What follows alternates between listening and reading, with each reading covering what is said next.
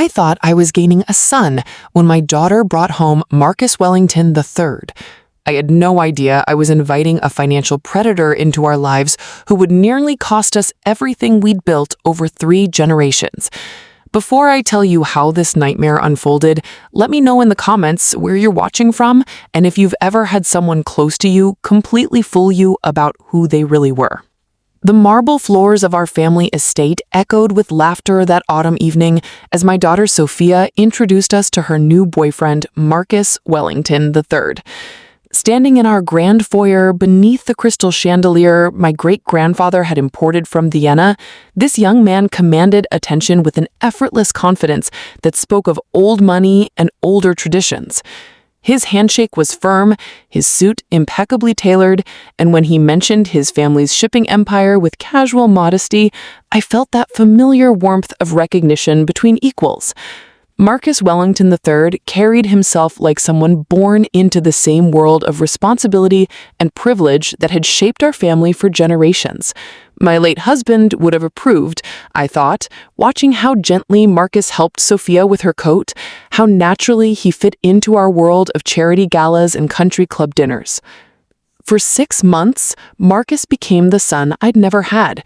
He joined our weekly family dinners, where we discussed business strategy and philanthropic ventures. He offered thoughtful insights about international markets that impressed even my most skeptical business advisors.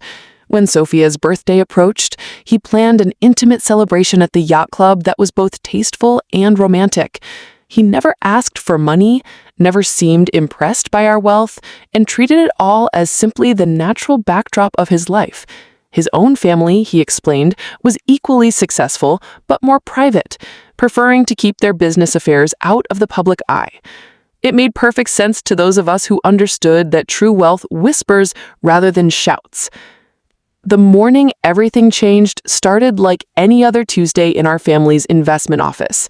I was reviewing quarterly reports when my phone rang with a call from Detective Raymond Foster of the Financial Crimes Division. His voice carried a weight that immediately commanded my attention as he asked if I knew someone named Marcus Wellington. When I confirmed that Marcus was dating my daughter, the detective's pause stretched long enough to make my pulse quicken. "Mrs. Rothschild," he said, using the tone reserved for delivering devastating news, "we need to discuss your family's recent financial activities and this young man's involvement in them." The detective's words hit me like a physical blow as he explained that Marcus Wellington III didn't exist in any legal capacity. There was no Wellington shipping empire, no family estate in Connecticut, no trust fund or inheritance of any kind. The man who had been sharing our family dinners and discussing investment strategies was actually Marcus Chen, a 34-year-old career criminal who specialized in infiltrating wealthy families through their unmarried children. His method was always the same: target families with significant liquid assets, gain their trust through romantic relationships, and slowly manipulate them into high-risk investments that would ultimately transfer their wealth into accounts he controlled. The detective had been tracking Marcus for 2 years across multiple states and 3 different identities. My hands trembled as Detective Foster explained that our family had already transferred $800,000 into what we believed were legitimate investment opportunities that Marcus had recommended. Every international fund, every exclusive private equity deal, every opportunity he had brought to our attention had been carefully crafted fiction designed to move our money into his control. The sophisticated documents, the impressive letterheads, the phone numbers that connected to professional-sounding offices, it was all an elaborate theatrical production with our fortune full in as the prize. But the detective's next words made my blood run cold. He suspected Marcus was preparing for what he called the final extraction, a single large transaction that would allow him to disappear with the majority of our remaining liquid assets. I realized with crystalline clarity that I couldn't simply confront Marcus with this information. A man sophisticated enough to maintain a fake identity for 6 months would certainly have contingency plans for exposure. If I approached him directly, he would simply vanish with whatever money he had already stolen, leaving Sophia heartbroken and our family with no legal recourse. Detective Foster agreed that we needed Marcus to reveal his intentions in a way that would provide irrefutable evidence of his criminal intent, while protecting both our remaining assets and my daughter's safety. We had one advantage Marcus didn't know. His cover was blown, which meant we could set a trap that would capture not just him, but the complete scope of his operation. Working with Detective Foster and our family attorney, we devised a plan that would require me to become an actor in the most important performance of my life. I would contact Marcus and inform him that our family had recently received a substantial inheritance from a European relative, approximately $3.2 million, that needed to be invested quickly for tax purposes. I would express concern about the current market volatility and ask for his guidance on placing this windfall in the same successful international funds he had previously recommended. The terms would be exceptional, he explained, but the opportunity was time-sensitive and would require quick action to secure our position. As we spoke, I could hear the predatory excitement barely contained in his voice, and I knew with absolute certainty that Detective Foster had been right about his intentions. Marcus suggested we meet the following Thursday at our family attorney's office to finalize the paperwork, a location he assumed would make me feel more secure about such a large transaction.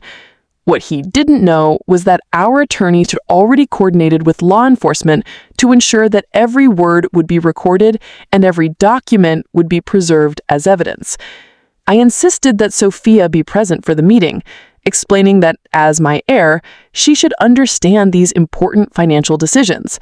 Marcus eagerly agreed, probably viewing my daughter's presence as additional insurance that I would follow through with the transaction. The Thursday morning meeting was the culmination of weeks of careful planning and coordination between multiple law enforcement agencies. Our attorney's conference room had been discreetly equipped with recording devices, while Detective Foster and his team positioned themselves in adjacent offices. As Marcus laid out his fraudulent investment documents with practiced confidence, speaking eloquently about international markets and exclusive opportunities, I watched my daughter's face carefully for any sign that she suspected something was wrong. But Sophia remained completely convinced, smiling proudly as her boyfriend demonstrated his financial expertise to her family. The moment of truth came when Marcus produced the final transfer documents that would move $3.2 million from our family accounts into what he claimed were secure international investment funds. As he guided my hand toward the signature line, explaining how this single decision would multiply our wealth within months, Detective Foster and his team entered the conference room with badges displayed and handcuffs ready. The transformation in Marcus was instantaneous and complete, as his confident business persona crumbled into the desperate panic of a caught criminal. Sophia's screams echoed through the conference room as the reality of Marcus's deception crashed down upon her like a collapsing building. The man she loved, the future she had planned, the trust she had given so completely, all of it revealed as an elaborate and heartless lie. She looked at the handcuffs on Marcus's wrists, at the federal agents reading him his rights, at the documents scattered across the conference table that proved every conversation they'd ever had was part of his criminal plan. Her world didn't just change in that moment, it completely disintegrated, leaving her staring at a stranger who wore her boyfriend's face. The legal proceedings that followed revealed the full scope of Marcus's criminal enterprise across multiple states and dozens of victims. Our family had actually been fortunate compared to others who had lost their entire life savings to his schemes. The $800,000 we had already transferred was eventually recovered through asset forfeiture, though the legal process took nearly 18 months to complete. Marcus Chen was ultimately sentenced to 12 years in federal prison, but no sentence could undo the emotional devastation he had inflicted on our family, particularly on Sophia, who struggled for months to trust anyone or anything again. The healing process for our family took far longer than the legal proceedings, requiring professional counseling and a complete rebuilding of the trust that Marcus had so systematically destroyed. Sophia eventually recovered her strength and confidence, though she approaches relationships now with a healthy skepticism that saddens me even as I recognize its necessity. Our family learned that wealth, while providing many advantages, also makes us attractive targets for predators who specialize in exploiting the very trust and openness that we had always considered our greatest strengths. If someone close to you starts pushing investment opportunities or asks detailed questions about your finances, trust your instincts and verify everything independently. Remember to subscribe if this story helped you recognize potential red flags, and share in the comments any warning signs you've noticed that others should know about.